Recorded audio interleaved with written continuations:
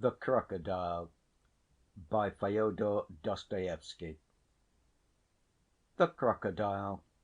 An extraordinary incident. A true story of how a gentleman of a certain age and of respectable appearance was swallowed alive by the crocodile in the Arcade, and of the consequences that followed. 1. On the 13th of January of this present year, 1865, at 12:30 in the day, Elena Ivanovna, the wife of my cultured friend Ivan Matveitch, who was a colleague in the same department, and may be said to be a distant relation of mine too, expressed the desire to see the crocodile now on view at a fixed charge in the Arcade.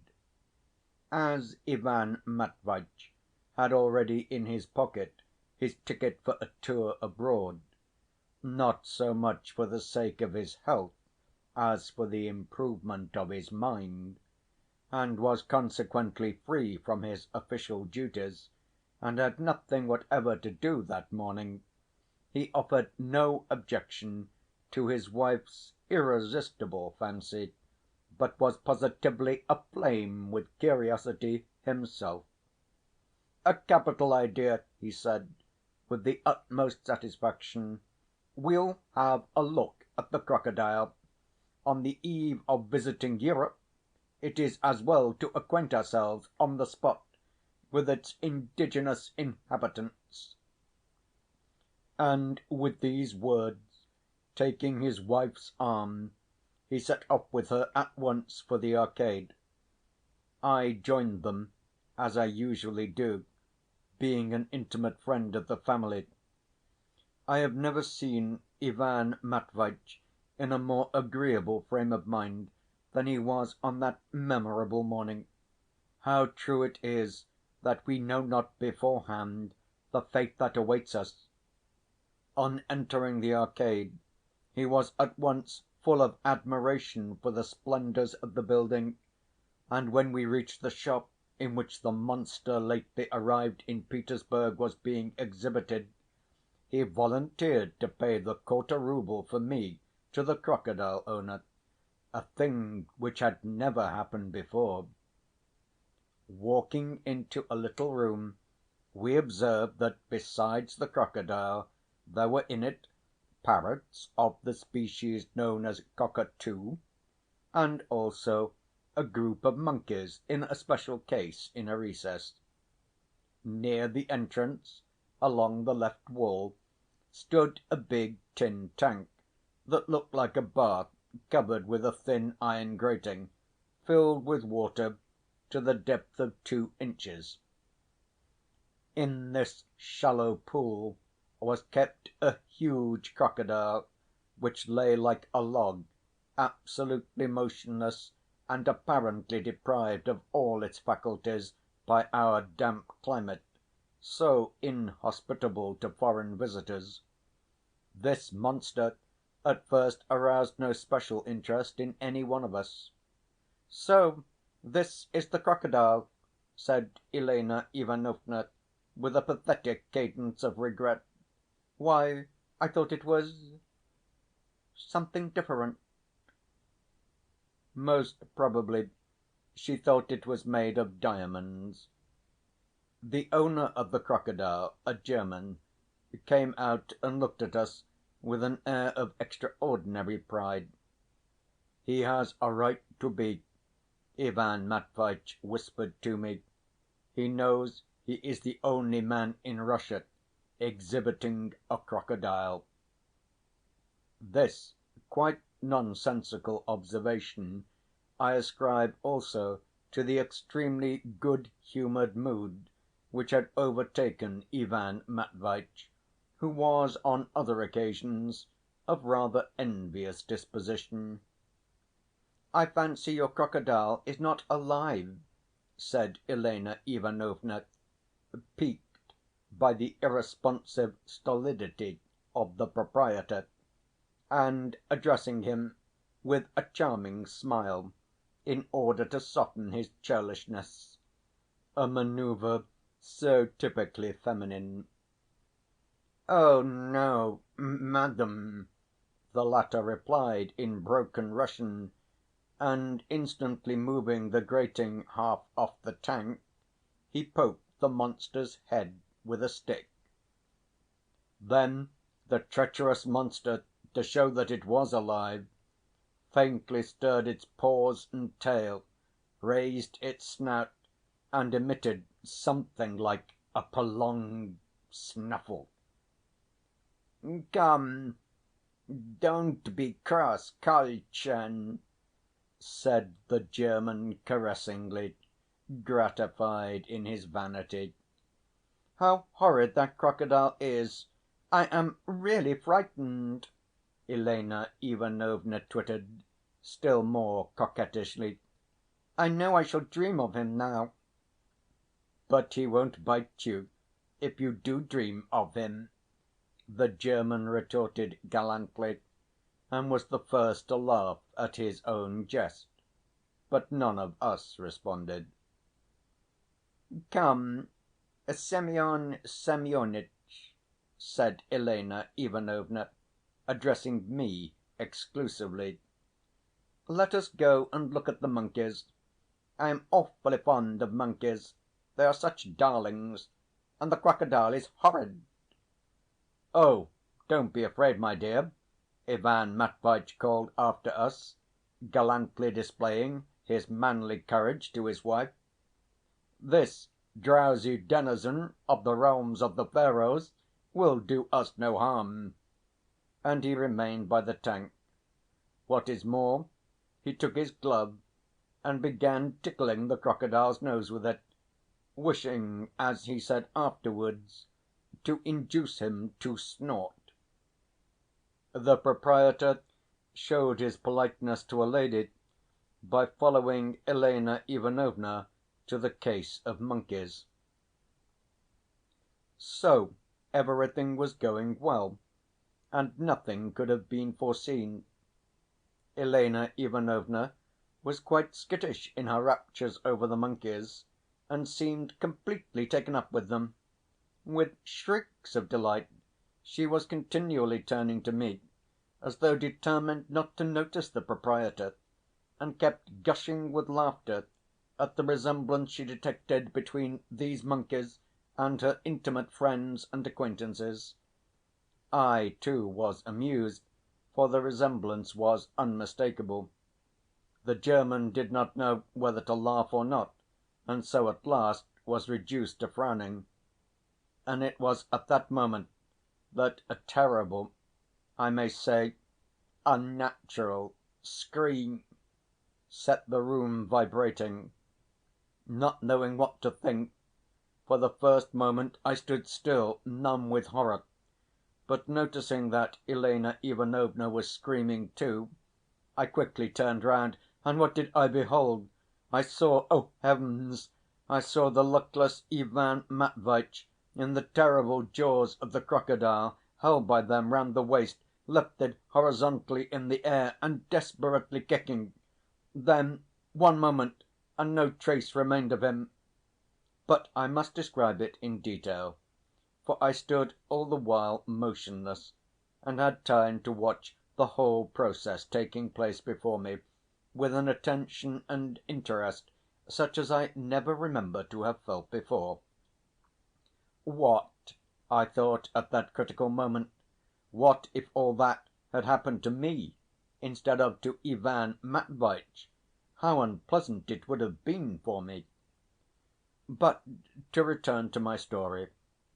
The crocodile began by turning the unhappy Ivan Matveitch in his terrible jaws, so that he could swallow his legs first, then bringing up Ivan Matveitch, who kept trying to jump out and clutching at the sides of the tank, sucked him down again as far as his waist, then bringing him up again, gulped him down, and so again and again.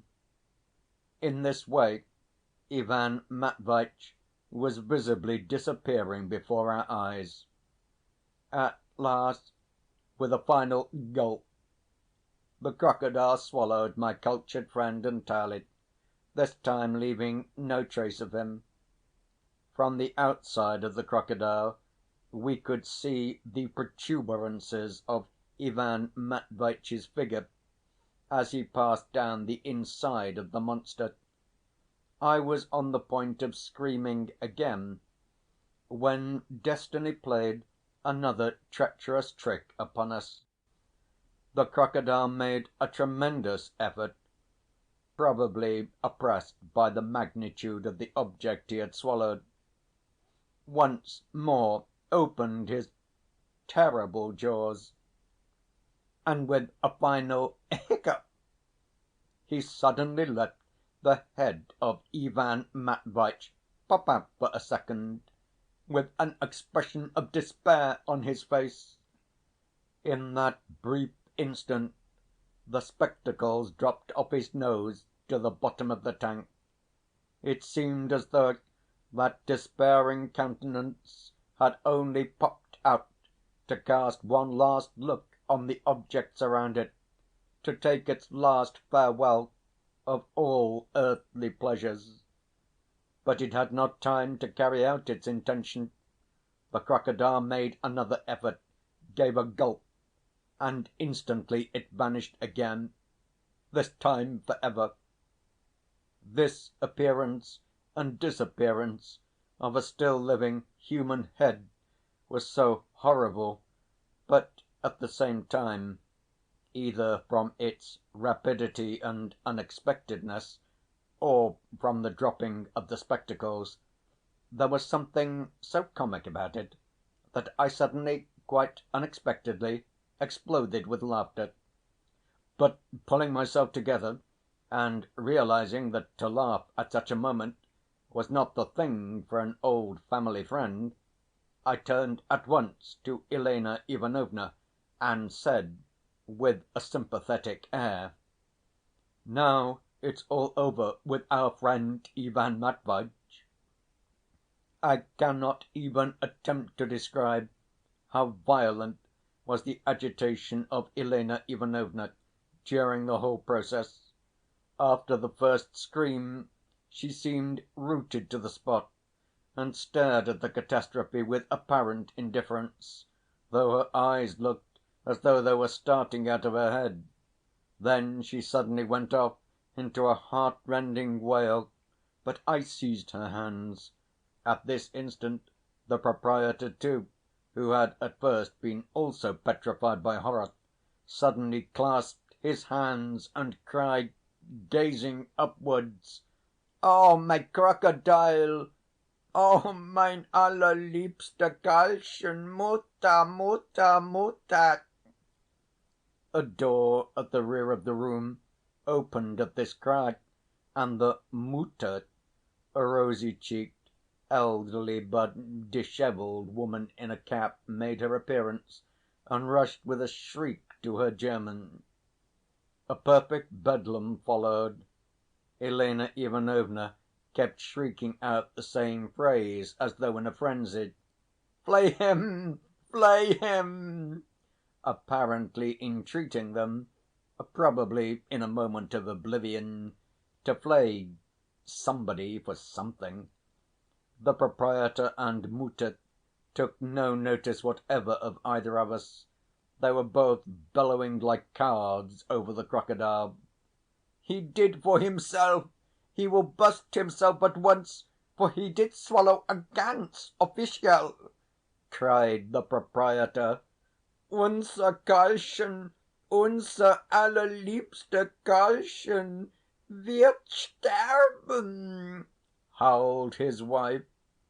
"We are bereaved and without bread," chimed in the proprietor.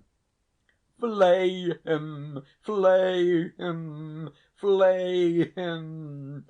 clamoured Elena Ivanovna, clutching at the German's coat.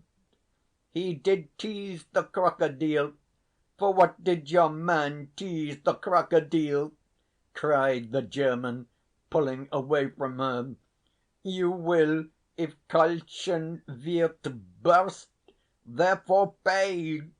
Das war mein Sohn, das war mein einziger Sohn. I must own I was intensely indignant at the sight of such egoism in the German, and the cold‐heartedness of his dishevelled Mutter. At the same time, Elena Ivanovna's reiterated shriek of "Flay him! Flay him!"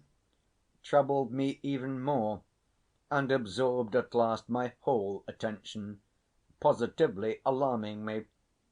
I may as well say straight off that I entirely misunderstood this strange exclamation. It seemed to me that Elena Ivanovna had for the moment taken leave of her senses, but nevertheless, wishing to avenge the loss of her beloved Ivan Matveitch, was demanding, by way of compensation, that the crocodile should be severely thrashed, while she was meaning something quite different.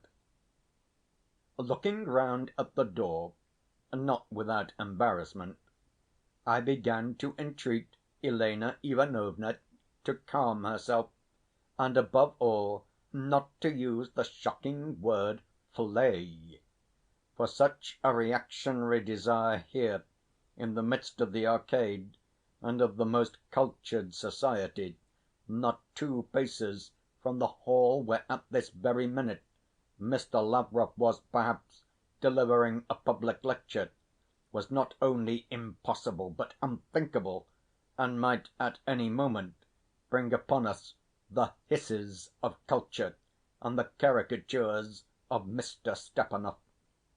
To my horror, I was immediately proved to be correct in my alarmed suspicions.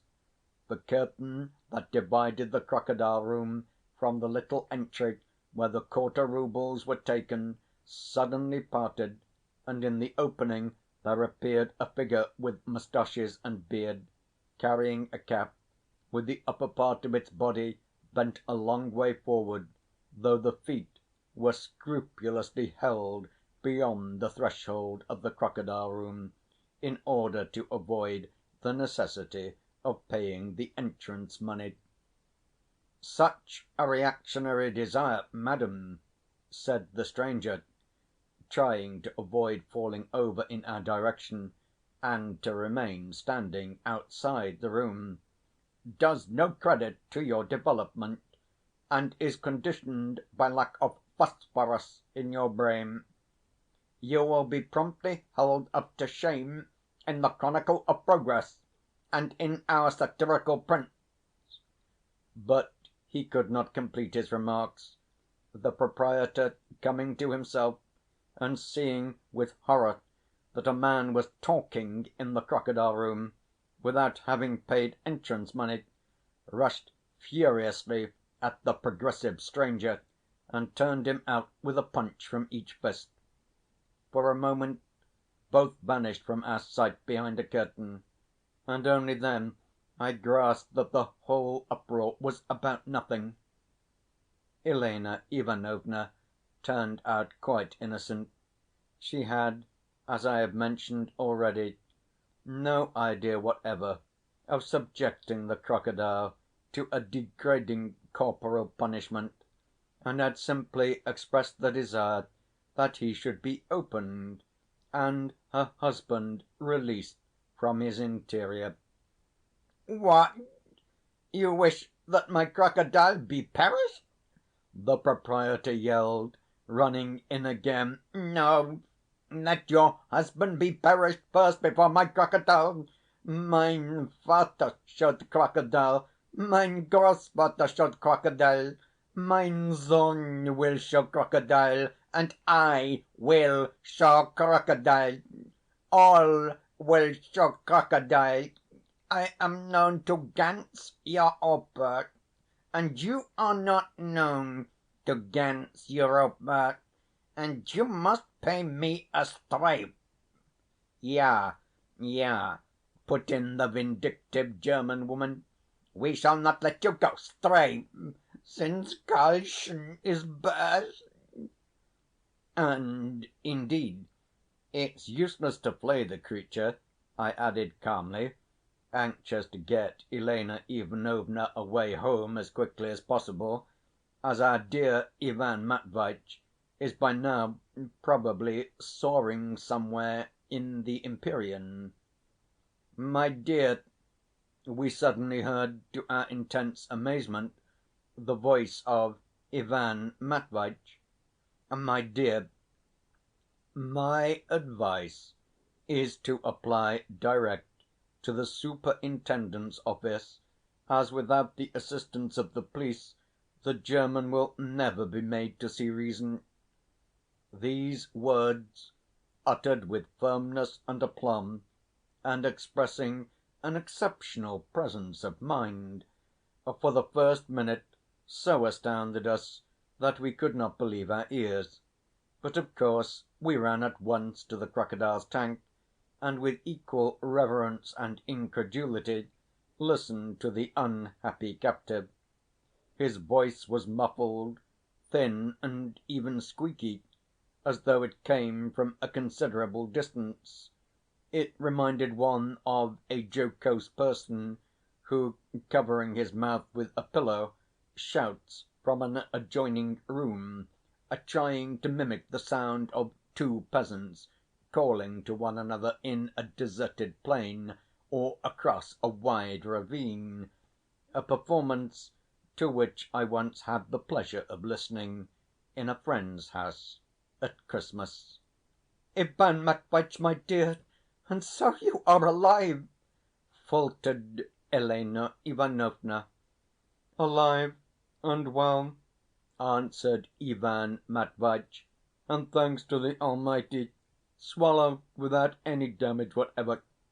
I am only uneasy as to the view my superiors may take of the incident, for after getting a permit to go abroad I got into a crocodile, which seems anything but clever. But, my dear, don't trouble your head about being clever. First of all, we must somehow excavate you from where you are," Elena Ivanovna interrupted. "Excavate!" cried the proprietor. "I will not let my crocodile be excavated. Now the publicum will come many more, and I will 50 kopecks ask, and Karlchen will cease to burst." "Gott sei Dank!" put in his wife. "They are right," Ivan Matveitch observed tranquilly. "The principles of economics before everything. My dear, I will fly at once to the authorities and lodge a complaint, for I feel that we cannot settle this mess by ourselves." "I think so too," observed Ivan Matveitch, "but in our age of industrial crisis it is not easy to rip open the belly of a crocodile without economic compensation, and meanwhile the inevitable question presents itself: what will the German take for his crocodile? And with it another: how will it be paid? For, as you know, I have no means." "Perhaps out of your salary?" I observed timidly. But the proprietor interrupted me at once. "I will not the crocodile sell. I will for 3,000 the crocodile sell. I will for 4,000 the crocodile sell. Now the publicum will come very many. I will for 5,000 the crocodile sell." In fact, he gave himself insufferable airs. Covetousness and a revolting greed gleamed joyfully in his eyes. "I am going!" I cried indignantly. "And I too, I shall go to Andrey Osipitch himself. I will soften him with my tears," whined Elena Ivanovna. "Don't do that, my dear. Ivan Matveitch hastened to interpose.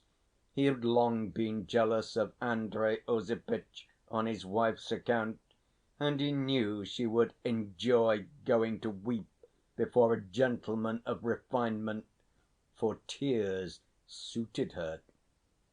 "And I don't advise you to do so either, my friend," he added, addressing me.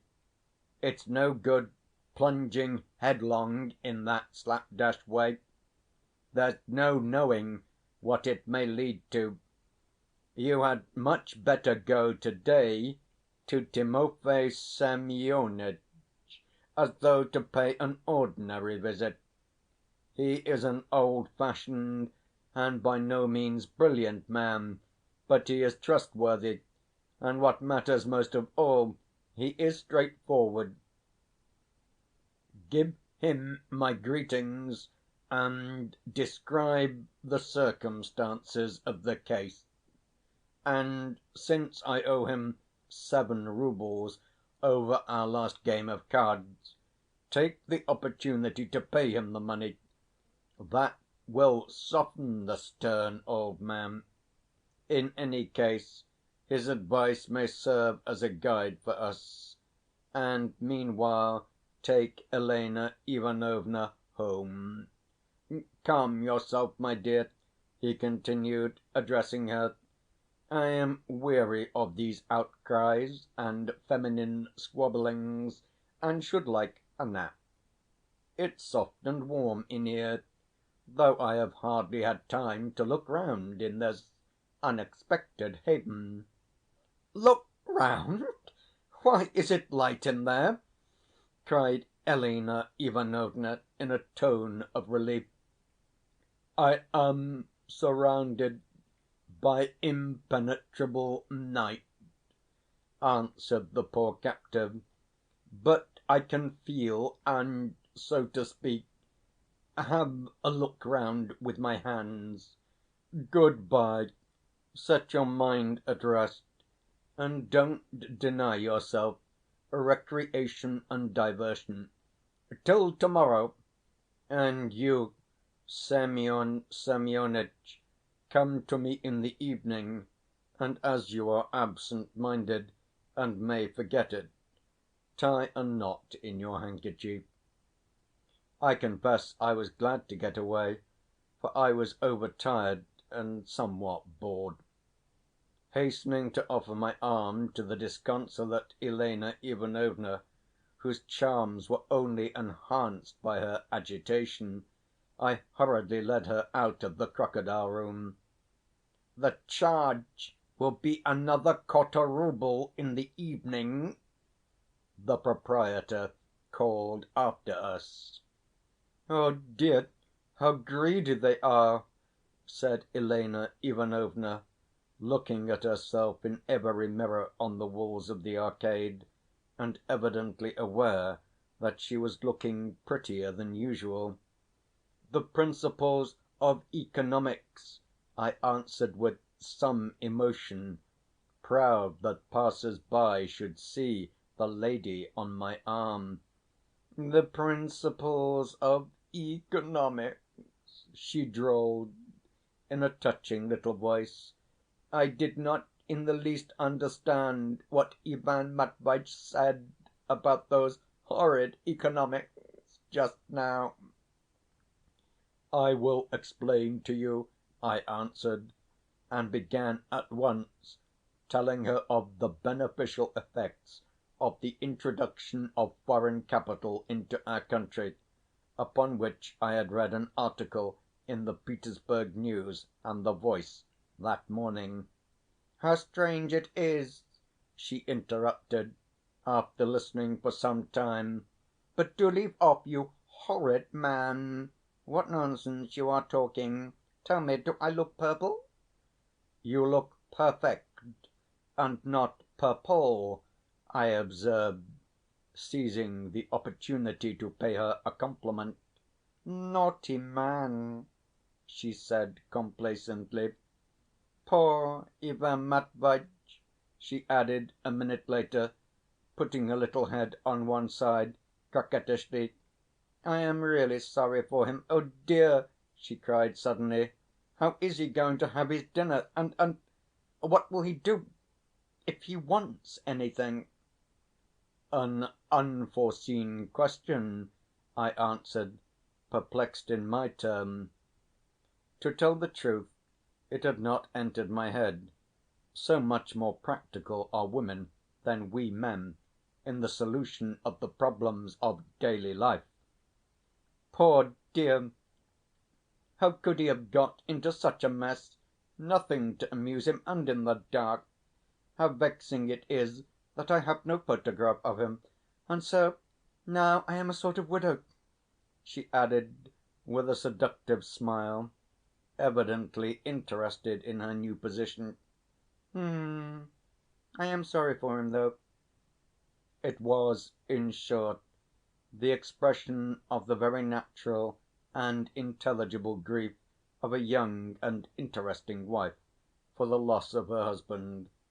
I took her home at last, soothed her, and after dining with her and drinking a cup of aromatic coffee, set off at 6 o'clock to Timofay Semyonitch, calculating that at that hour all married people of settled habits would be sitting or lying down at home. Having written this first chapter in a style appropriate to the incident recorded, I intend to proceed in a language more natural, though less elevated, and I beg to forewarn the reader of the fact. End of chapter 1.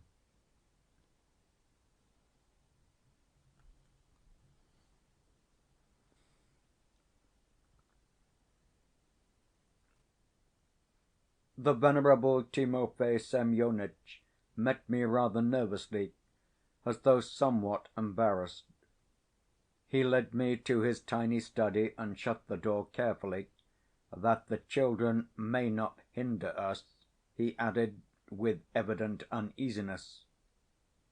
There he made me sit down on a chair by the writing table, sat down himself in an easy chair, wrapped round him the skirts of his old wadded dressing gown, and assumed an official and even severe air, in readiness for anything, though he was not my chief, nor Ivan Matveitch's, and had hitherto been reckoned as a colleague and even a friend. "First of all," he said, "take note that I am not a person in authority, but just such a subordinate official as you and Ivan Matveitch. I have nothing to do with it, and do not intend to mix myself up in the affair." I was surprised to find that he apparently knew all about it already. In spite of that, I told him the whole story over in detail. I spoke with positive excitement, for I was at that moment fulfilling the obligations of a true friend. He listened without special surprise, but with evident signs of suspicion. "Only fancy," he said, "I always believed that this would be sure to happen to him." "Why, Timofay Semyonitch? It is a very unusual incident in itself." "I admit it. But Ivan Matveitch's whole career in the service was leading up to this end. He was flighty, conceited indeed.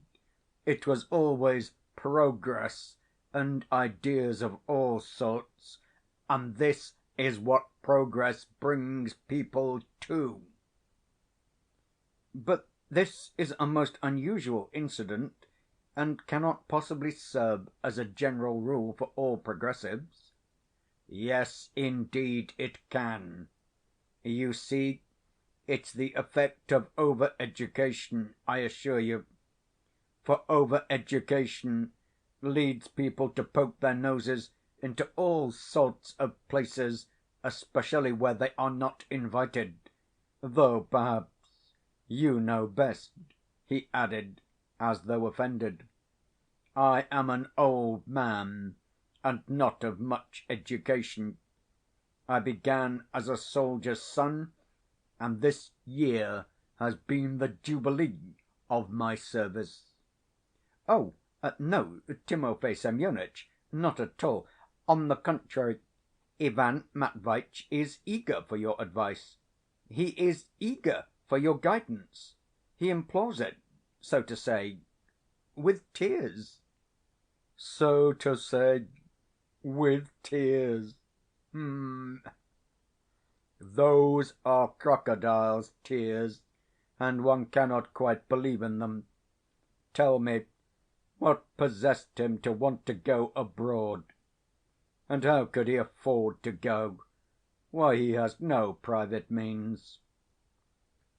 "He had saved the money from his last bonus," I answered plaintively. "He only wanted to go for 3 months to Switzerland, to the land of William Tell." "William Tell? H'm!" "He wanted to meet the spring at Naples, to see the museums, the customs, the animals." "H'm! The animals. I think it was simply from pride." "What animals? Animals, indeed! Haven't we animals enough?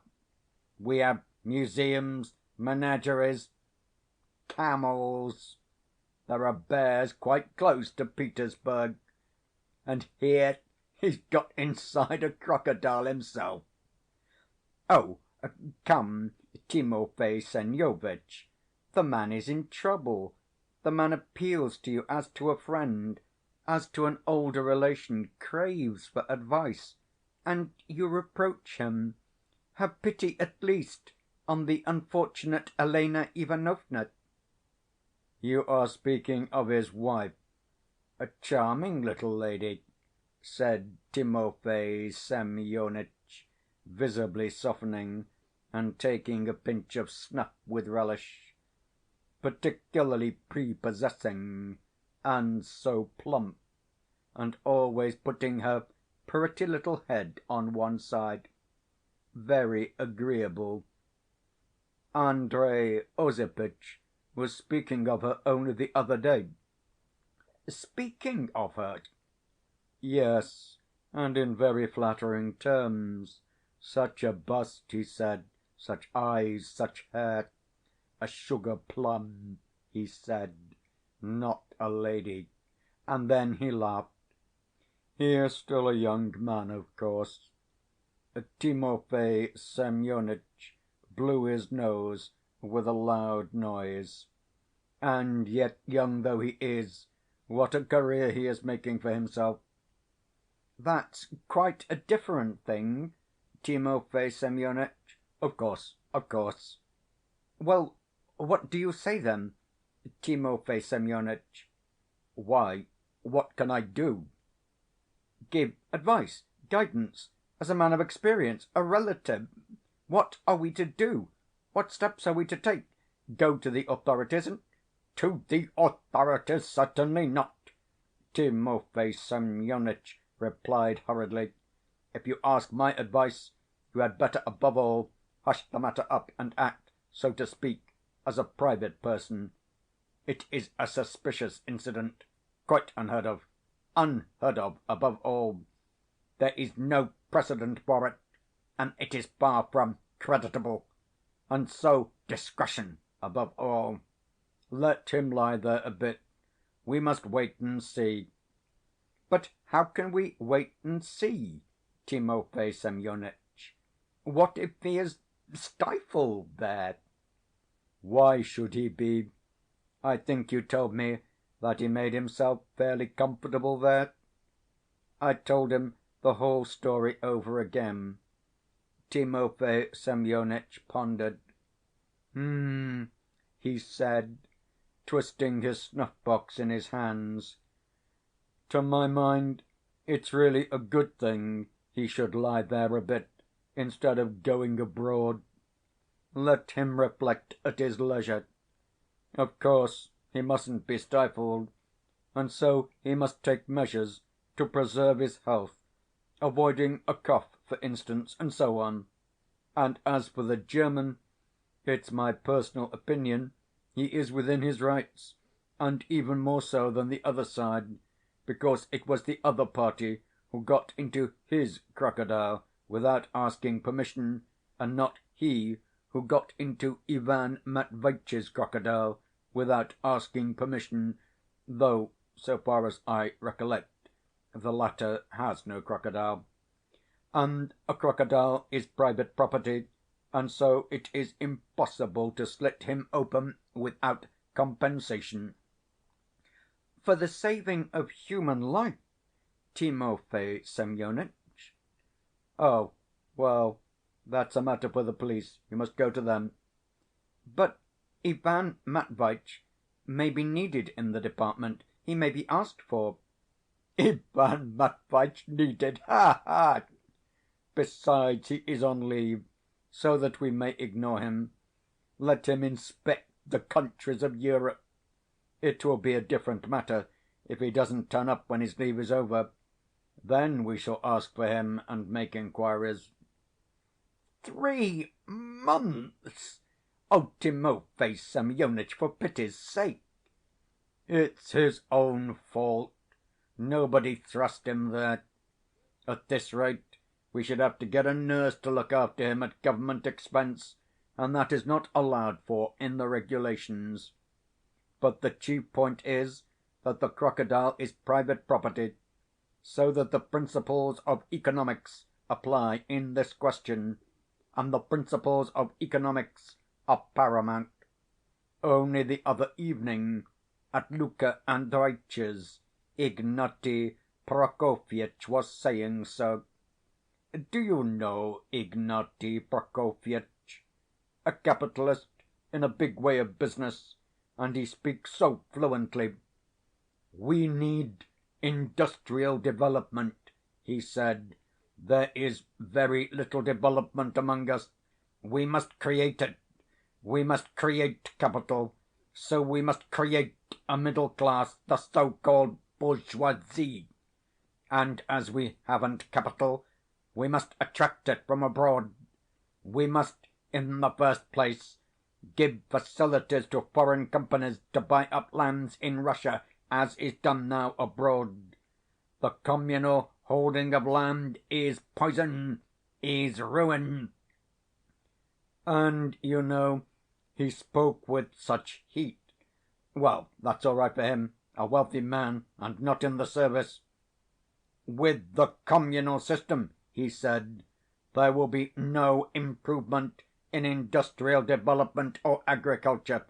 Foreign companies, he said, must, as far as possible, buy up the whole of our land in big lots, and then split it up, split it up, split it up in the smallest parts possible.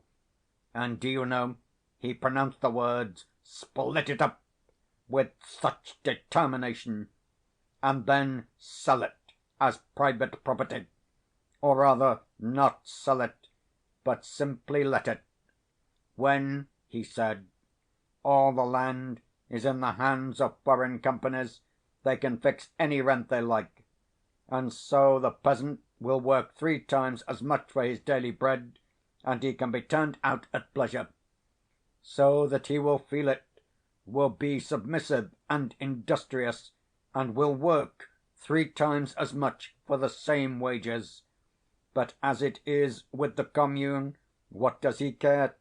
He knows he won't die of hunger, so he is lazy and drunken. And meanwhile money will be attracted into Russia, capital will be created, and the bourgeoisie will spring up. The English political and literary paper, The Times, in an article the other day on our finances, stated that the reason our financial position was so unsatisfactory was that we had no middle class, no big fortunes, no accommodating proletariat.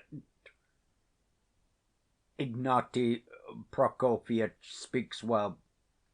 He is an orator, He wants to lay a report on the subject before the authorities, and then to get it published in the news. That's something very different from verses like Ivan Matveitch's." "But how about Ivan Matveitch?" I put in, after letting the old man babble on.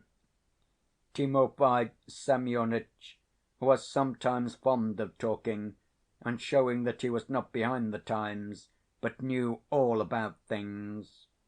"How about Ivan Matveitch? Why, I am coming to that. Here we are, anxious to bring foreign capital into the country, and only consider, as soon as the capital of a foreigner, who has been attracted to Petersburg, has been doubled through Ivan Matveitch, instead of protecting the foreign capitalist, we are proposing to rip open the belly of his original capital, the crocodile. Is it consistent? To my mind, Ivan Matveitch, as the true son of his fatherland, ought to rejoice and to be proud that through him the value of a foreign crocodile has been doubled and possibly even trebled. That's just what is wanted to attract capital.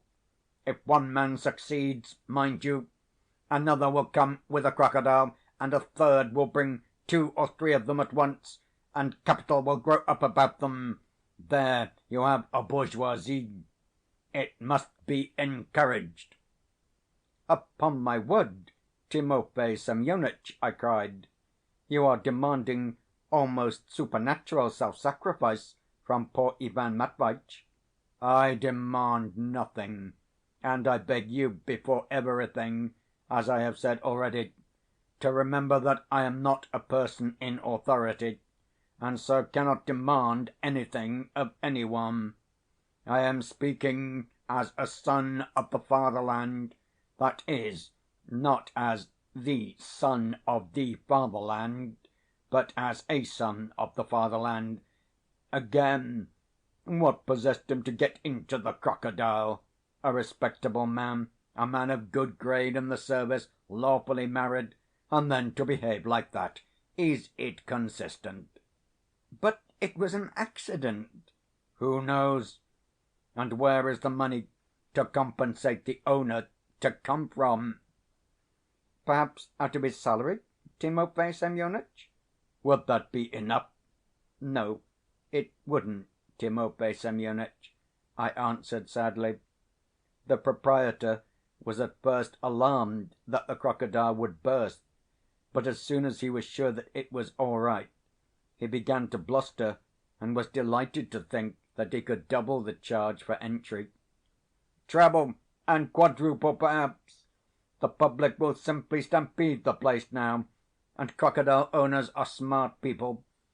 Besides, it's not Lent yet, and people are keen on diversions, and so, I say again, the great thing is that Ivan Matveitch should preserve his incognito. Don't let him be in a hurry. Let everybody know, perhaps, that he is in the crocodile, but don't let them be officially informed of it.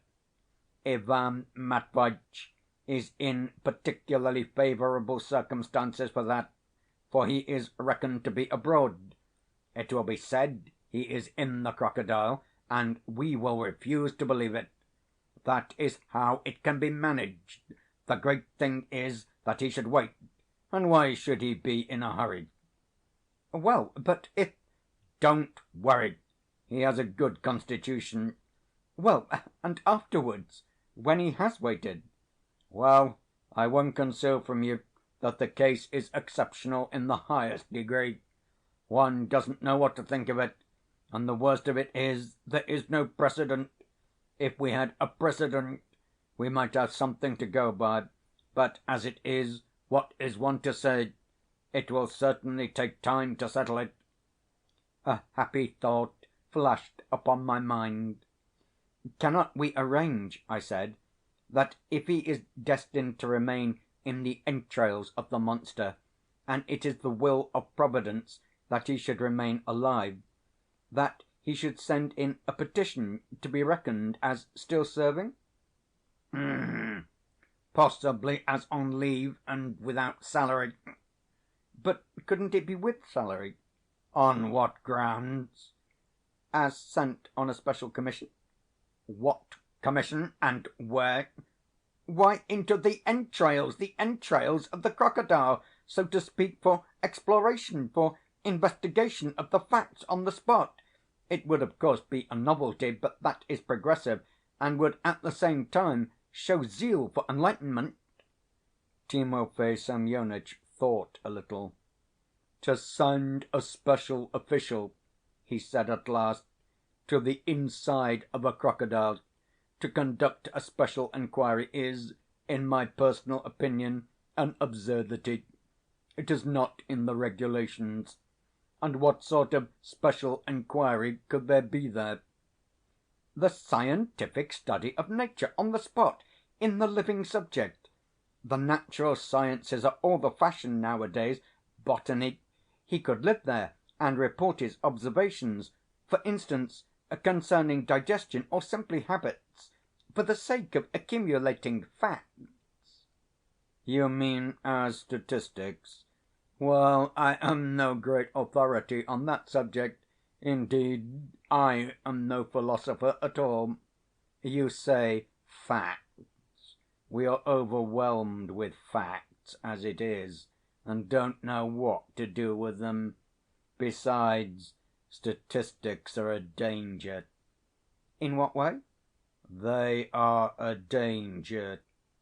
Moreover, you will admit he will report facts, so to speak, lying like a log.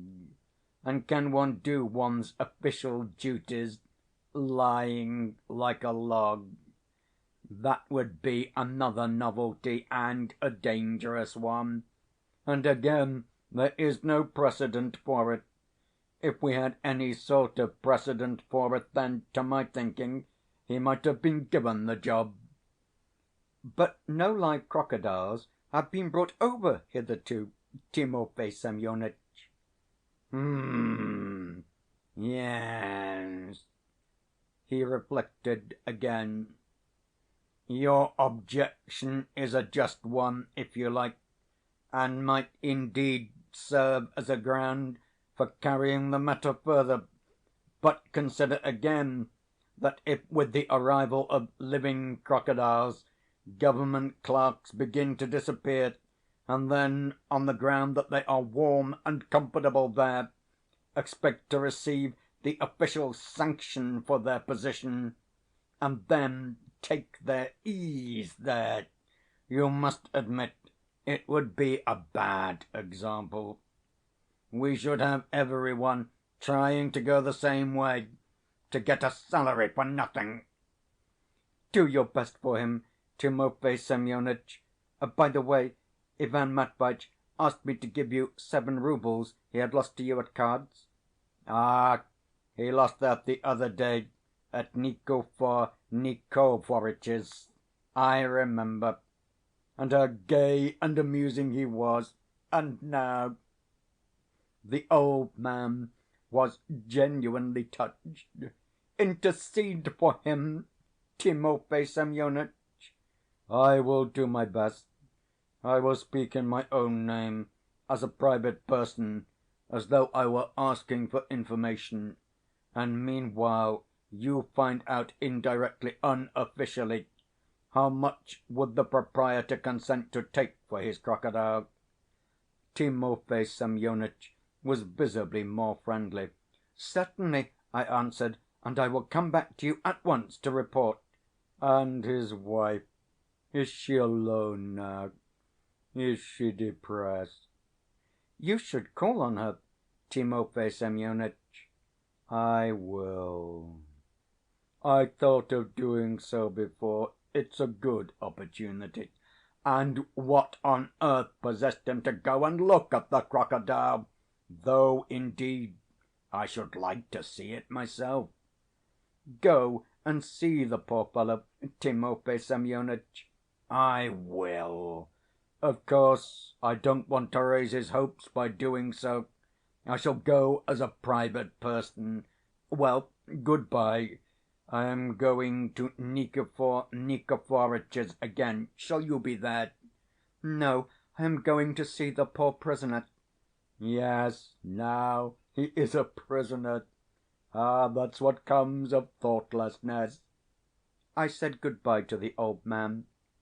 Ideas of all kinds were straying through my mind.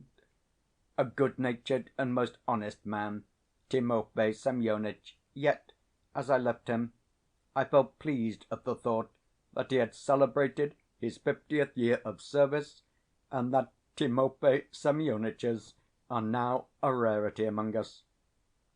I flew at once, of course, to the Arcade, to tell poor Ivan Matveitch all the news, and, indeed, I was moved by curiosity to know how he was getting on in the crocodile, and how it was possible to live in a crocodile, and, indeed, was it possible to live in a crocodile at all? At times it really seemed to me as though it were all an outlandish, monstrous dream, especially as an outlandish monster was the chief figure in it. End of chapter 2.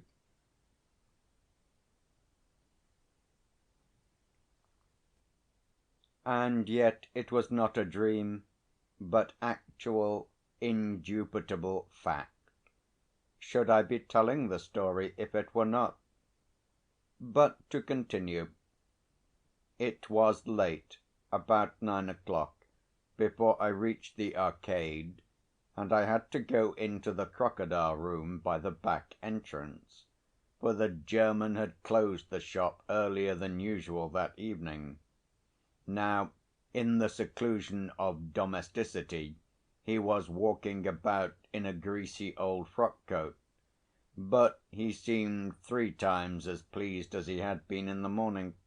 It was evidently that he had no apprehensions now, and that the public had been coming many more. The Mutter came out later, evidently to keep an eye on me. The German and the Mutter frequently whispered together. Although the shop was closed, he charged me a quarter rouble. What unnecessary exactitude! You will every time pay. The public will 1 rouble and you 1/4 pay, for you are the good friend of your good friend, and I a friend respect. Are you alive? Are you alive, my cultured friend? I cried as I approached the crocodile, expecting my words to reach Ivan Matveitch from a distance and to flatter his vanity. Alive and well, he answered, as though from a long way off or from under the bed, though I was standing close beside him. Alive and well. But of that later. How are things going? As though purposely not hearing the question, I was just beginning, with sympathetic haste, to question him how he was, what it was like in the crocodile, and what, in fact, there was inside a crocodile. Both friendship and common civility demanded this, but with capricious annoyance he interrupted me. "How are things going?" he shouted in a shrill and, on this occasion, particularly revolting voice, addressing me peremptorily as usual. I described to him my whole conversation with Timofey Semyonitch down to the smallest detail. As I told my story, I tried to show my resentment in my voice. "The old man is right," Ivan Matveitch pronounced, as abruptly as usual in his conversation with me. "I like practical people, and can't endure sentimental milksops. I am ready to admit, however, that your idea about a special commission is not altogether absurd. I certainly have a great deal to report, both from a scientific and from an ethical point of view. But now all this has taken a new and unexpected aspect, and it is not worth while to trouble about mere salary. Listen attentively. Are you sitting down? No, I am standing up. Sit down on the floor, if there is nothing else, and listen attentively. Resentfully, I took a chair and put it down on the floor with a bang in my anger. "Listen," he began dictatorially. "The public came today in masses. There was no room left in the evening, and the police came in to keep order.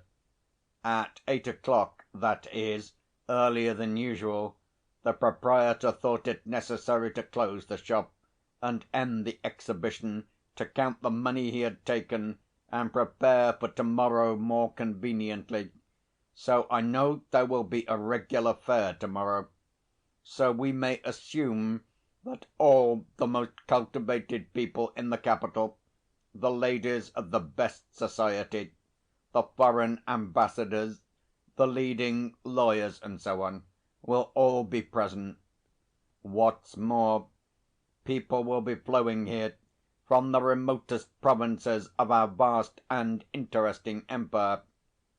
The upshot of it is that I am the cynosure of all eyes, and though hidden to sight, I am eminent. I shall teach the idle crowd. Taught by experience, I shall be an example of greatness and resignation to fate. I shall be, so to say, a pulpit from which to instruct mankind. The mere biological details I can furnish about the monster I am inhabiting are of priceless value.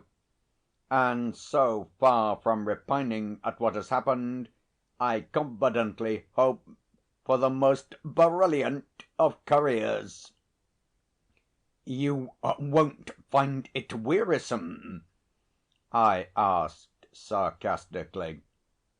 What irritated me more than anything was the extreme pomposity of his language. Nevertheless, it all rather disconcerted me. What on earth, what, can this frivolous blockhead find to be so cocky about? I muttered to myself. He ought to be crying instead of being cocky. "No," he answered my observation sharply, "for I am full of great ideas. Only now can I at leisure ponder over the amelioration of the lot of humanity. Truth and light will come forth now from the crocodile. I shall certainly develop a new economic theory of my own, and I shall be proud of it, which I have hitherto been prevented from doing by my official duties and by trivial distractions. I shall refute everything and be a new Fourier. By the way, did you give Timofey Semyonitch the 7 roubles?" "Yes, out of my own pocket," I answered, trying to emphasize that fact in my voice.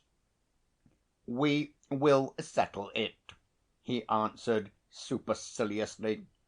"I confidently expect my salary to be raised, for who should get a raise if not I? I am of the utmost service now. But to business. My wife? You are, I suppose, inquiring after Elena Ivanovna?" "My wife!" he shouted, this time in a positive squeal. There was no help for it. Meekly, though gnashing my teeth, I told him how I had left Elena Ivanovna. He did not even hear me out. "I have special plans in regard to her," he began impatiently.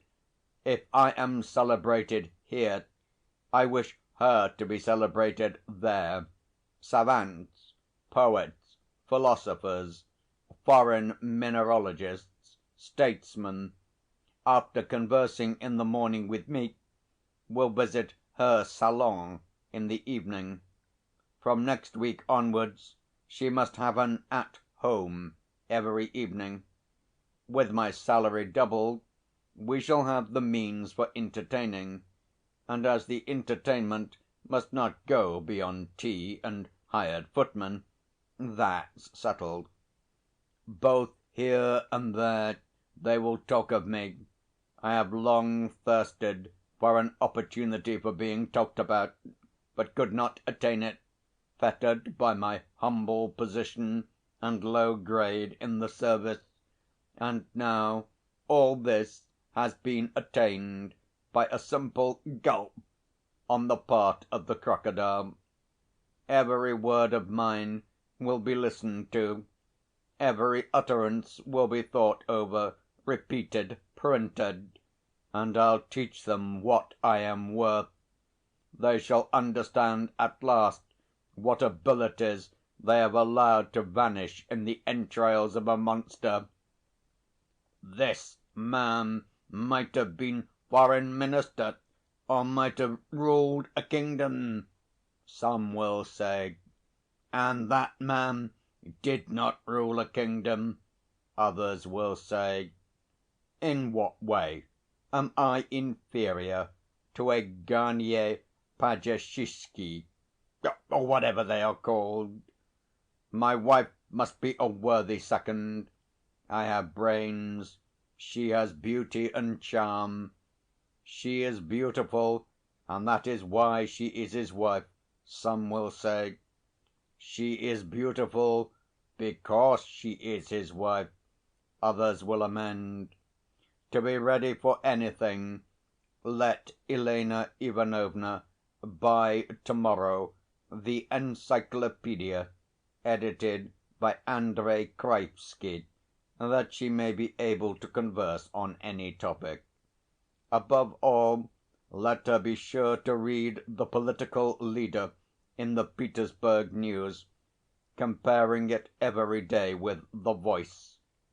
I imagine that the proprietor will consent to take me sometimes with the crocodile to my wife's brilliant salon. I will be in a tank in the middle of the magnificent drawing room, and I will scintillate with witticisms which I will prepare in the morning. To the statesman I will impart my projects, to the poet I will speak in rhyme, with the ladies I can be amusing and charming without impropriety, since I shall be no danger to their husbands' peace of mind. To all the rest I shall serve as a pattern of resignation to fate and the will of Providence. I shall make my wife a brilliant literary lady. I shall bring her forward and explain her to the public. As my wife, she must be full of the most striking virtues. And if they are right in calling Andrey Alexandrovitch our Russian Alfred de Musset, they will be still more right in calling her our Russian Yevgenia Tour. I must confess that although this wild nonsense was rather in Ivan Matveitch's habitual style, it did occur to me that he was in a fever and delirious. It was the same everyday Ivan Matveitch, but magnified 20 times. "My friend," I asked him, "are you hoping for a long life? Tell me, in fact, are you well? How do you eat? How do you sleep? How do you breathe? I am your friend, and you must admit that the incident is most unnatural, and consequently my curiosity is most natural." "Idle curiosity and nothing else," he pronounced sententiously. "But you shall be satisfied. You ask how I am managing in the entrails of the monster. To begin with, the crocodile, to my amusement, turns out to be perfectly empty. His inside consists of a sort of huge empty sack made of gutta percha, like the elastic goods sold in the Gorohovy Street in the Morskaya, and, if I am not mistaken, in the Voznesensky Prospect. Otherwise, if you think of it, how could I find room?" "Is it possible?" I cried, in a surprise that may well be understood. "Can the crocodile be perfectly empty?" "Perfectly," Ivan Matveitch maintained, sternly and impressively. "And in all probability it is so constructed by the laws of nature. The crocodile possesses nothing but jaws furnished with sharp teeth, and, besides the jaws, a tail of considerable length. That is all, properly speaking. The middle part between these two extremities is an empty space, enclosed by something of the nature of gutta percha. Probably really gutta percha." "But the ribs, the stomach, the intestines, the liver, the heart?" I interrupted, quite angrily. "There is nothing, absolutely nothing of all that, and probably there never has been. All that is the idle fancy of frivolous travellers. As one inflates an air cushion, I am now, with my person, inflating the crocodile. He is incredibly elastic. Indeed, you might, as the friend of the family, get in with me if you were generous and self sacrificing enough. And even with you here, there would be room to spare. I even think that, in the last resort, I might send for Elena Ivanovna. However, this void, hollow formation of the crocodile is quite in keeping with the teachings of natural science. If, for instance, one had to construct a new crocodile, the question would naturally present itself: what is the fundamental characteristic of the crocodile? The answer is clear: to swallow human beings. How is one, in constructing the crocodile, to secure that he should swallow people? The answer is clearer still: construct him hollow. It was settled by physics long ago that nature abhors a vacuum. Hence the inside of the crocodile must be hollow, so that it may abhor the vacuum, and consequently swallow and so fill itself with anything it can come across. And that is the sole rational cause why every crocodile swallows men. It is not the same in the constitution of man. The emptier a man's head is, for instance, the less he feels the thirst to fill it, and that is the one exception to the general rule. It is all as clear as day to me now. I have deduced it by my own observation and experience, being, so to say, in the very bowels of nature, in its retort, listening to the throbbing of the pulse. Even etymology supports me, for the very word crocodile means voracity.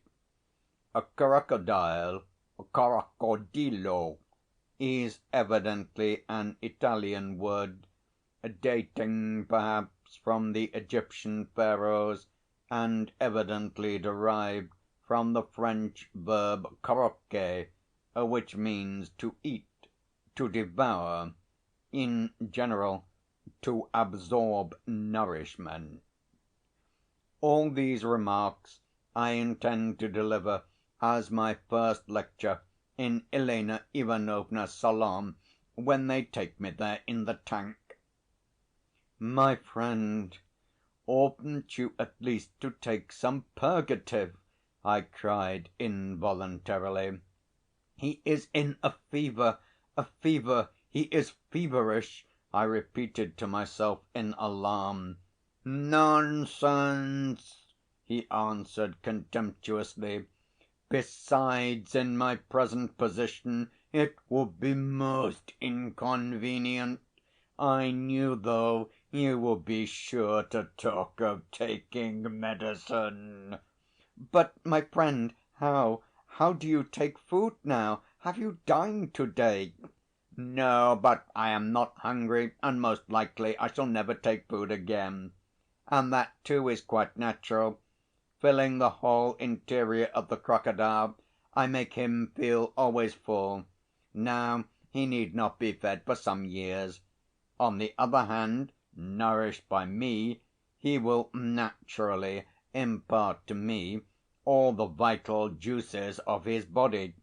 It is the same as with some accomplished coquettes, who embed themselves and their whole persons for the night in raw steak, and then, after their morning bath, are fresh, supple, buxom, and fascinating.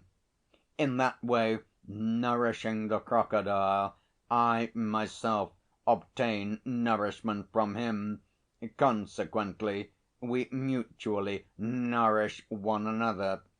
But as it is difficult even for a crocodile to digest a man like me, he must, no doubt, be conscious of a certain weight in his stomach, an organ which he does not, however, possess, and that is why, to avoid causing the creature suffering, I do not often turn over.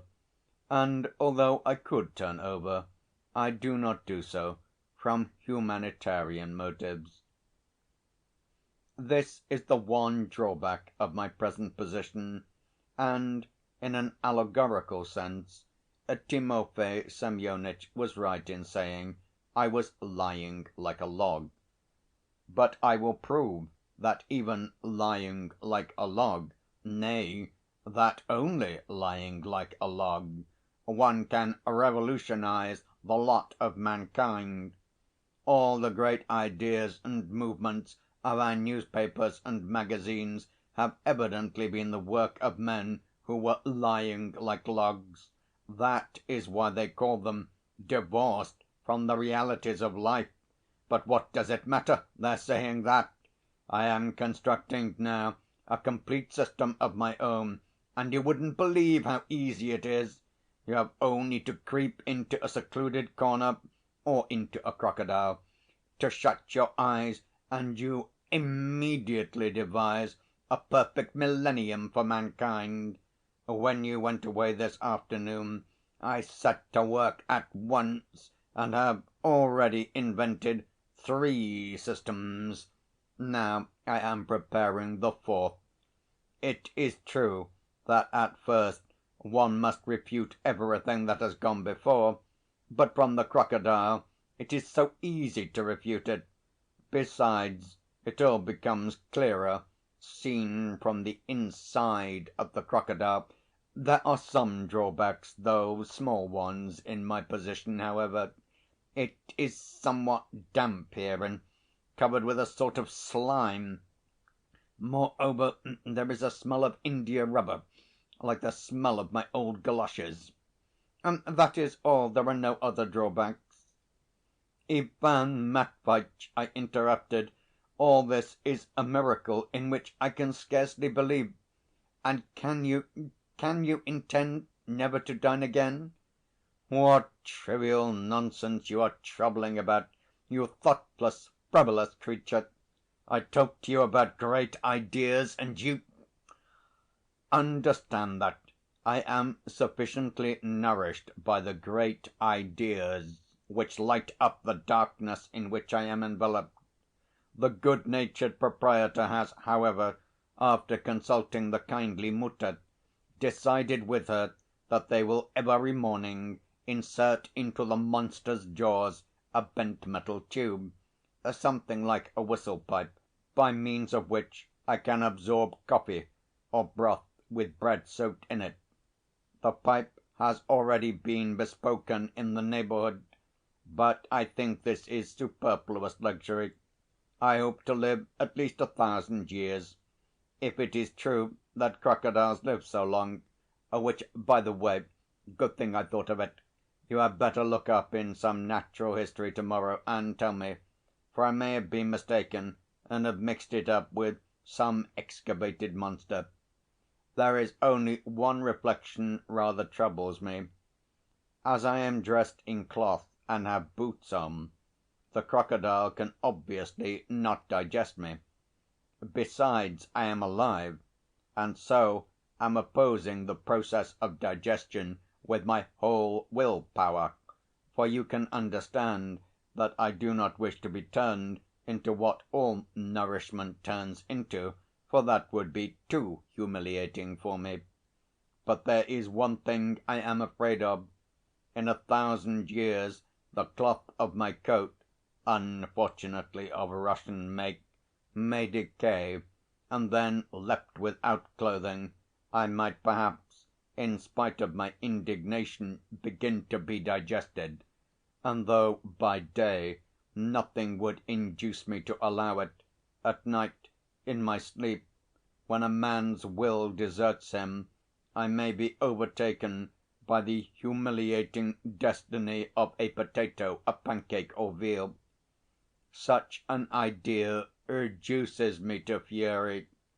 This alone is an argument for the revision of the tariff and the encouragement of the importation of English cloth, which is stronger, and so will withstand nature longer when one is swallowed by a crocodile. At the first opportunity I will impart this idea to some statesmen, and at the same time to the political writers on our Petersburg dailies. Let them publish it abroad.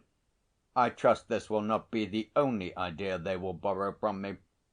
I foresee that every morning a regular crowd of them, provided with quarter roubles from the editorial office, will be flocking round me to seize my ideas on the telegrams of the previous day. In brief, the future presents itself to me in the rosiest light. Fever, fever, I whispered to myself. My friend, and freedom? I asked, wishing to learn his views thoroughly. You are, so to speak, in prison, while every man has a right to the enjoyment of freedom. You are a fool, he answered. Savages love independence, wise men love order, and if there is no order, Ivan Matveitch, spare me, please. Hold your tongue and listen, he squealed, vexed at my interrupting him. Never has my spirit soared as now. In my narrow refuge there is only one thing that I dread: the literary criticisms of the monthlies and the hiss of our satirical papers. I am afraid that thoughtless visitors, stupid and envious people, and nihilists in general, may turn me into ridicule, but I will take measures. I am impatiently awaiting the response of the public tomorrow, and especially the opinion of the newspapers. You must tell me about the papers tomorrow. Very good. Tomorrow I will bring a perfect pile of papers with me. Tomorrow it is too soon to expect reports in the newspapers, for it will take 4 days for it to be advertised. But from today come to me every evening by the back way through the yard. I am intending to employ you as my secretary. You shall read the newspapers and magazines to me, and I will dictate to you my ideas and give you commissions. Be particularly careful not to forget the foreign telegrams. Let all the European telegrams be here every day. But enough! Most likely you are sleepy by now. Go home, and do not think of what I said just now about criticisms. I am not afraid of it, for the critics themselves are in a critical position. One has only to be wise and virtuous, and one will certainly get on to a pedestal. If not Socrates, then Diogenes, or perhaps both of them together. That is my future role among mankind. So frivolously and boastfully did Ivan Matveitch hasten to express himself before me, like feverish, weak‐willed women who, as we are told by the proverb, cannot keep a secret. All that he told me about the crocodile struck me as most suspicious. How was it possible that the crocodile was absolutely hollow? I don't mind betting that he was bragging from vanity and partly to humiliate me. It is true that he was an invalid, and one must make allowances for invalids, but I must frankly confess I never could endure Ivan Matveitch. I've been trying all my life, from a child up, to escape from his tutelage, and have not been able to. 1,000 times over I have been tempted to break with him altogether, and every time I have been drawn to him again, as though I were still hoping to prove something to him, or to revenge myself on him. A strange thing, this friendship. I can positively assert that 9/10 of my friendship for him was made up of malice. On this occasion, however, we parted with genuine feeling. "Your friend, a very clever man," the German said to me in an undertone as he moved to see me out.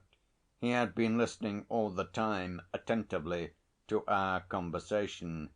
"Apropos," I said, "while I think of it, how much would you ask for your crocodile, in case any one wanted to buy it?" Ivan Matveitch, who heard the question, was waiting with curiosity for the answer. It was evident that he did not want the German to ask too little. Anyway, he cleared his throat in a peculiar way on hearing my question. At first the German would not listen, was positively angry. "No one will dare my own crocodile to buy!" he cried furiously, and turned as red as a boiled lobster. "Me not want to sell the crocodile.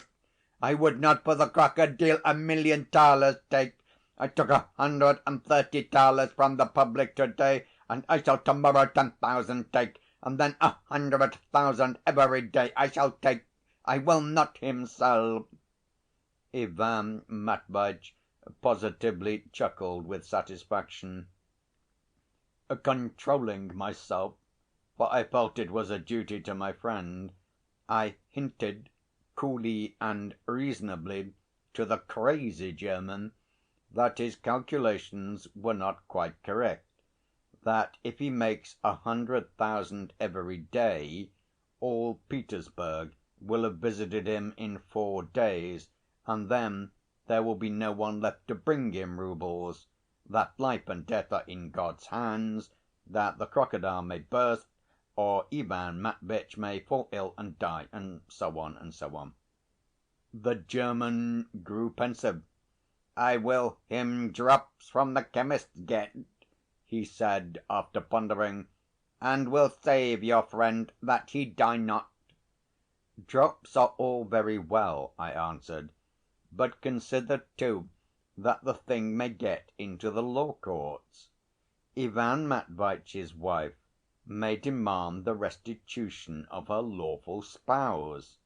You are intending to get rich, but do you intend to give Elena Ivanovna a pension?" "No, me not intend," said the German in stern decision. "No, we not intend," said the Mutter with positive malignancy.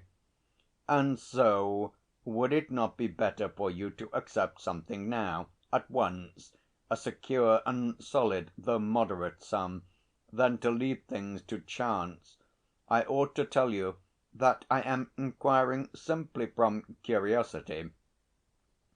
The German drew the Mutter aside to consult with her in a corner where there stood a case with the largest and ugliest monkey of his collection. "Well, you will see," said Ivan Matveitch. As for me, I was at that moment burning with the desire, first to give the German a thrashing, next to give the Mutter an even sounder one, and thirdly to give Ivan Matveitch the soundest thrashing of all for his boundless vanity. But all this paled beside the answer of the rapacious German. After consultation with the Mutter, he demanded for his crocodile 50,000 roubles in bonds of the last Russian loan, with lottery voucher attached, a brick house in Gorohovy Street with a chemist's shop attached, and, in addition, the rank of Russian colonel. "You see," Ivan Matveitch cried triumphantly, "I told you so! Apart from this last senseless desire for the rank of a colonel, he is perfectly right, for he fully understands the present value of the monster he is exhibiting. The economic principle before everything!" "Upon my word!" I cried furiously to the German. "But what should you be made a colonel for? What exploit have you performed? What service have you done? In what way have you gained military glory? You are really crazy!" "Crazy!" cried the German, offended. "No, a person very sensible, but you very stupid. I have a colonel deserved for that I have a crocodile shown, and in him a live Hofrath sitting, and a Russian can a crocodile not show, and a live Hofrath in him sitting, me extremely clever man, and much wish colonel to be." "Well, good‐by then, Ivan Matveitch!" I cried, shaking with fury, and I went out of the crocodile room almost at a run. I felt that in another minute I could not have answered for myself. The unnatural expectations of these two blockheads were insupportable. The cold air refreshed me, and somewhat moderated my indignation. At last, after spitting vigorously 15 times on each side, I took a cab, got home, undressed, and flung myself into bed. What vexed me more than anything was my having become his secretary. Now I was to die of boredom there every evening, doing the duty of a true friend. I was ready to beat myself for it, and I did, in fact, after putting out the candle and pulling up the bedclothes, punch myself several times on the head and various parts of my body. That somewhat relieved me, and at last I fell asleep, fairly soundly, in fact, for I was very tired. All night long I could dream of nothing but monkeys, but towards morning I dreamt of Elena Ivanovna. End of chapter 3.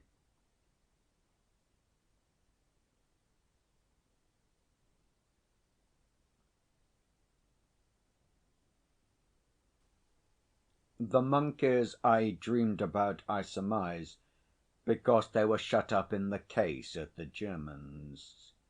But Elena Ivanovna was a different story. I may as well say at once I loved the lady, but I make haste, post haste, to make a qualification. I loved her as a father, neither more nor less. I judge that because I often felt an irresistible desire to kiss her little head or her rosy cheek. And though I never carried out this inclination, I would not have refused even to kiss her lips. And not merely her lips, but her teeth, which always gleamed so charmingly, like two rows of pretty well‐matched pearls when she laughed. She laughed extraordinarily often. Ivan Matveitch, in demonstrative moments, used to call her his "darling absurdity," a name extremely happy and appropriate. She was a perfect sugar‐plum, and that was all one could say of her. Therefore I am utterly at a loss to understand what possessed Ivan Matveitch to imagine his wife as a Russian Yevgenia Tour. Anyway, my dream, with the exception of the monkeys, left a most pleasant impression upon me, and going over all the incidents of the previous day as I drank my morning cup of tea, I resolved to go and see Elena Ivanovna at once on my way to the office. Which, indeed, I was bound to do, as the friend of the family.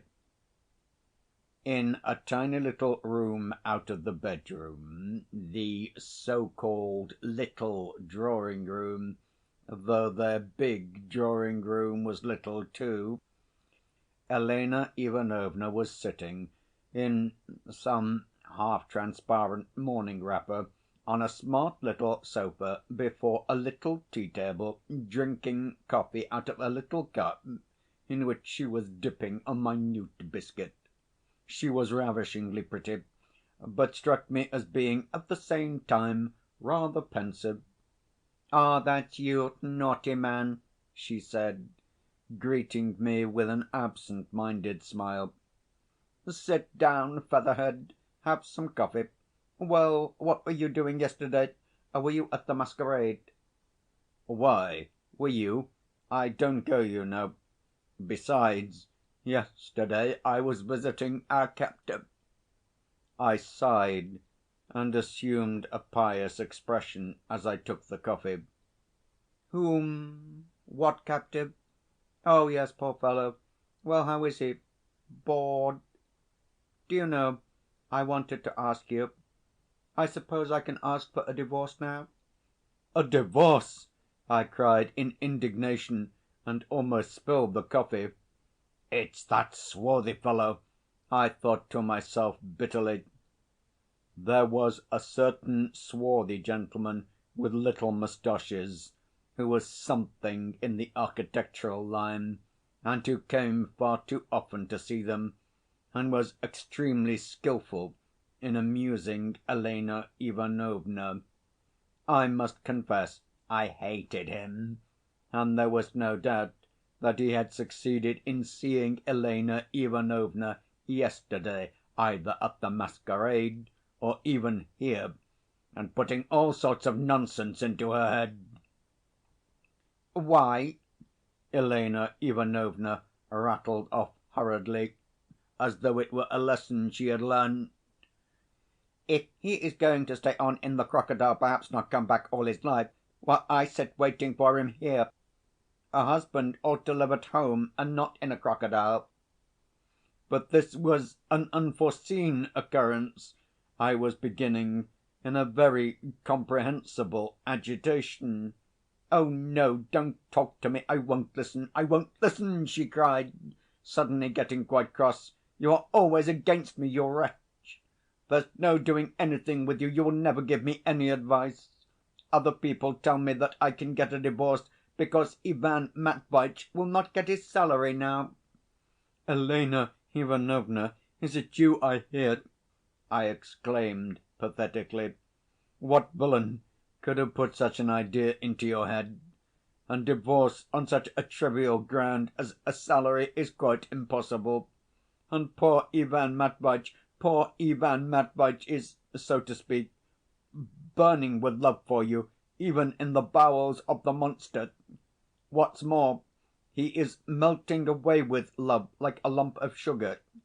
Yesterday, while you were enjoying yourself at the masquerade, he was saying that he might, in the last resort, send for you as his lawful spouse to join him in the entrails of the monster, especially as it appears the crocodile is exceedingly roomy, not only able to accommodate two, but even three persons. And then I told her all that interesting part of my conversation the night before with Ivan Matveitch. What?" she cried in surprise. "You want me to get into the monster too, to be with Ivan Matveitch? What an idea! And how am I to get in there, in my hat and crinoline? Oh, heavens, what foolishness! And what should I look like while I was getting into it? And very likely there would be some one there to see me. It's absurd. And what should I have to eat there? And what should I do there when... Oh, my goodness! What will they think of next? And what should I have to amuse me there? You say there's a smell of gutta percha? And what should I do if we quarrelled? Should we have to go on staying there side by side? Oh, how horrid!" "I agree. I agree with all those arguments, my sweet Elena Ivanovna," I interrupted, striving to express myself with that natural enthusiasm which always overtakes a man when he feels the truth is on his side. "But one thing you have not appreciated in all this, you have not realized that he cannot live without you if he is inviting you there. That is a proof of love, passionate, faithful, ardent love. You have thought too little of his love, dear Elena Ivanovna." "I won't, I won't, I won't hear anything about it," waving me off with her pretty little hand with glistening pink nails that had just been washed and polished. "Horrid man! You will reduce me to tears. Get into it yourself if you like the prospect. You are his friend. Get in and keep him company, and spend your life discussing some tedious science." "You are wrong to laugh at this suggestion," I checked the frivolous woman with dignity. "Ivan Matveitch has invited me as it is. You, of course, are summoned there by duty. For me it would be an act of generosity. But when Ivan Matveitch described to me last night the elasticity of the crocodile, he hinted very plainly that there would be room not only for you two, but for me also, as a friend of the family, especially if I wished to join you, and therefore..." "How so, the three of us?" cried Elena Ivanovna, looking at me in surprise. "Why, how should we? Are we going to be all three there together? How silly you both are!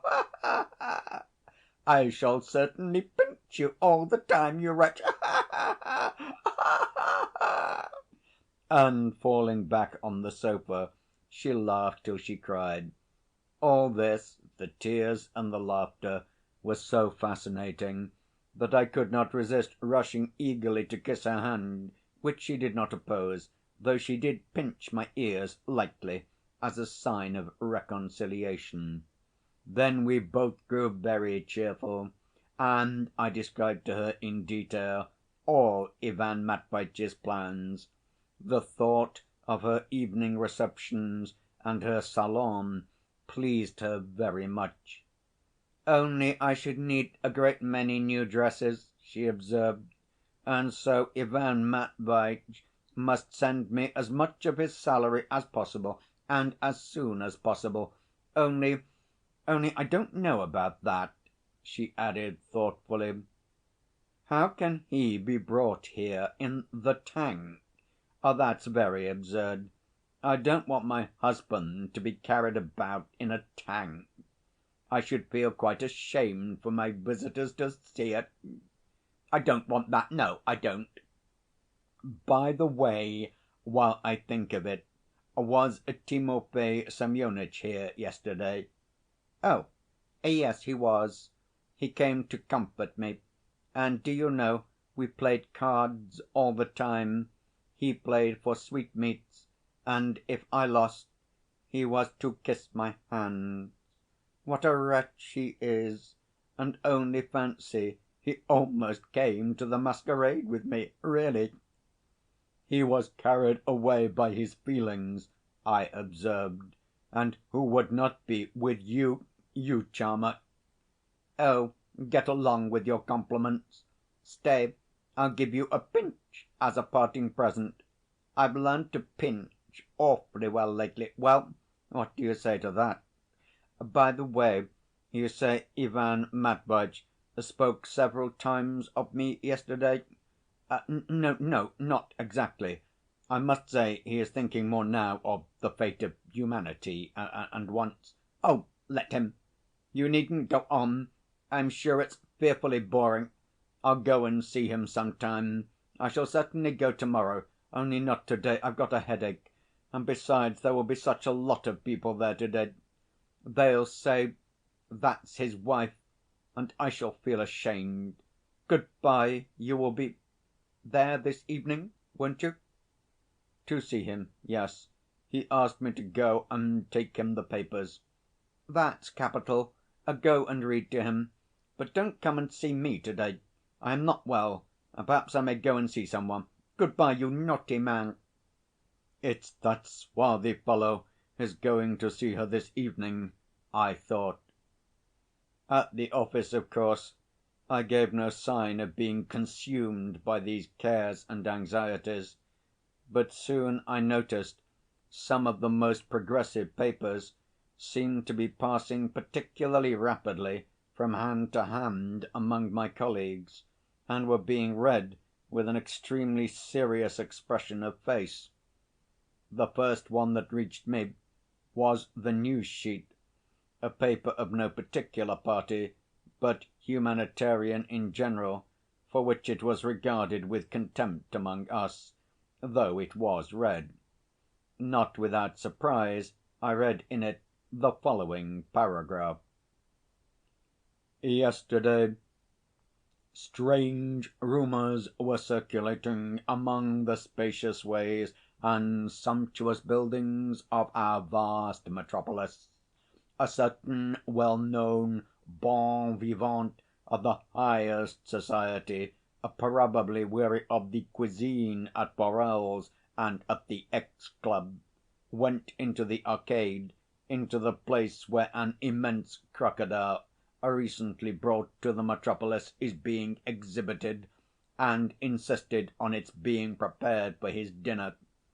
After bargaining with the proprietor, he at once set to work to devour him, that is, not the proprietor, a very meek and punctilious German, but his crocodile, cutting juicy morsels with his penknife from the living animal and swallowing them with extraordinary rapidity.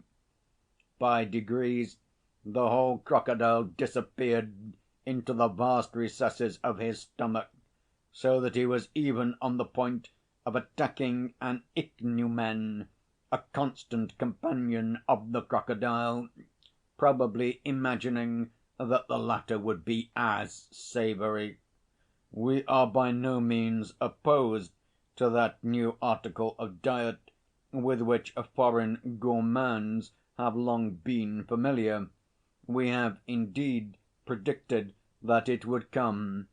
English lords and travellers make up regular parties for catching crocodiles in Egypt, and consume the back of the monster, cooked like beefsteak, with mustard, onions, and potatoes. The French, who followed in the train of Lesseps, prefer the paws baked in hot ashes, which they do, however, in opposition to the English, who laugh at them. Probably both ways would be appreciated among us. For our part, we are delighted at a new branch of industry, of which our great and varied fatherland stands pre‐eminently in need. Probably before a year is out, crocodiles will be brought in hundreds to replace this first one, lost in the stomach of a Petersburg gourmand. And why should not the crocodile be acclimatized among us in Russia? if the water of the Neva is too cool for these interesting strangers, there are ponds in the capital and rivers and lakes outside it. Why not breed crocodiles at Pogolovo, for instance, or at Pavlovsk, in the Presnensky ponds, and in Samoteka in Moscow? While providing agreeable, wholesome nourishment for our fastidious gourmands, they might at the same time entertain the ladies who walk about these ponds and instruct the children in natural history. The crocodile skin might be used for making jewel cases, boxes, cigar cases, pocket books, and possibly more than 1,000 saved up in the greasy notes that are peculiarly beloved of merchants might be laid by in crocodile skin. We hope to return more than once to this interesting topic. Though I had foreseen something of the sort, yet the reckless inaccuracy of the paragraph overwhelmed me. Finding no one with whom to share my impression, I turned to Prohor Savvitch, who was sitting opposite to me, and noticed that the latter had been watching me for some time, while in his hand he held the Voice, as though he were on the point of passing it to me. Without a word he took the new sheet from me, and as he handed me the Voice he drew a line with his nail against an article to which he probably wished to call my attention. This Prohor Savvitch was a very queer man, a taciturn old bachelor. He was not on intimate terms with any of us, scarcely spoke to any one in the office, always had an opinion of his own about everything, but could not bear to import it to any one. He lived alone. Hardly any one among us had ever been in his lodging. This was what I read in the Voice. Every one knows that we are progressive and humanitarian and want to be on a level with Europe in this respect, but in spite of all our exertions and the efforts of our paper, we are still far from maturity, as may be judged from the shocking incident which took place yesterday in the Arcade, and which we predicted long ago. A foreigner arrives in the capital bringing with him a crocodile, which he begins exhibiting in the Arcade. We immediately hasten to welcome a new branch of useful industry, such as our powerful and varied fatherland stands in great need of. Suddenly, yesterday, at 4 o'clock in the afternoon, a gentleman of exceptional stoutness enters the foreigner's shop in an intoxicated condition, pays his entrance money, and immediately, without any warning, leaps into the jaws of the crocodile, who was forced, of course, to swallow him, if only from an instinct of self‐preservation, to avoid being crushed. Tumbling into the inside of the crocodile, the stranger at once dropped asleep. Neither the shouts of the foreign proprietor, nor the lamentations of his terrified family, nor threats to send for the police, made the slightest impression. Within the crocodile was heard nothing but laughter and a promise to flay him, though the poor mammal, compelled to swallow such a man, was vainly shedding tears. An uninvited guest is worse than a Tartar. But in spite of the proverb, the insolent visitor would not leave. We do not know how to explain such barbarous incidents which prove our lack of culture and disgrace us in the eyes of foreigners. The recklessness of the Russian temperament has found a fresh outlet. It may be asked, what was the object of the uninvited visitor? A warm and comfortable abode? But there are many excellent houses in the capital, with very cheap and comfortable lodgings, with the Neva water laid on, and a staircase lighted by gas, frequently with a hall porter maintained by the proprietor. we would call our readers' attention to the barbarous treatment of domestic animals. It is difficult, of course, for the crocodile to digest such a mass all at once, and now he lies swollen out to the size of a mountain, awaiting death in unsufferable agonies. In Europe, persons guilty of inhumanity towards domestic animals have long been punished by law. But in spite of our European enlightenment, in spite of our European pavements, in spite of the European architecture of our houses, we are still far from shaking off our time honoured traditions. Though the houses are new, the conventions are old. And, indeed, the houses are not new, at least the staircases in them are not. We have more than once in our paper alluded to the fact that in the Petersburg Side, in the house of the merchant Lukyanov, the steps of the wooden staircase have decayed, fallen away, and have long been a danger for Afimya Skapyadharov, a soldier's wife who works in the house and is often obliged to go up the stairs with water or armfuls of wood. At last our predictions have come true. Yesterday evening at 8:30, Afimya Skapyadharov fell down with a basin of soup and broke her leg. We do not know whether Lukyanov will mend his staircase now. Russians are often wise after the event, but the victim of Russian carelessness has by now been taken to the hospital. In the same way we shall never cease to maintain that the house porters who clear away the mud from the wooden pavement in the Vyborgsky Side ought not to spatter the legs of passers-by, but should throw the mud up into heaps, as is done in Europe, and so on, and so on. "What's this?" I asked in some perplexity, looking at Prohor Savvitch. "What's the meaning of it?" "How do you mean?" "Why, upon my word, instead of pitying Ivan Matveitch, they pity the crocodile." "What of it? They have pity even for a beast, a mammal. We must be up to Europe, mustn't we? They have a very warm feeling for the crocodiles there, too." Saying this, queer old Prohor Savvitch dived into his papers and would not utter another word.